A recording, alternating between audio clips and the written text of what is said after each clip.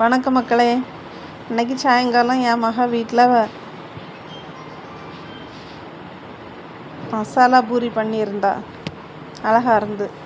முதல்ல பானிபூரி இருக்கலாம், அதை பொரிச்சு எடுத்துக்கிடணும். பொரிச்சிக்கிட்டு அதை அவளையும் பொடி பண்ணிக்கிடணும்.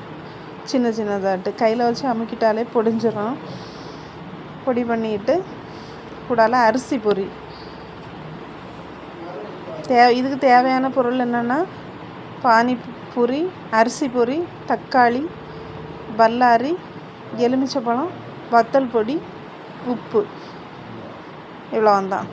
பானிபூரியை எல்லாத்தையும் நல்லா பொடிச்சிக்கிட்டு கூடவே அரிசி பொரியை சேர்த்துக்கிடணும். சேர்த்து நல்லா மிக்ஸ் பண்ணணும்.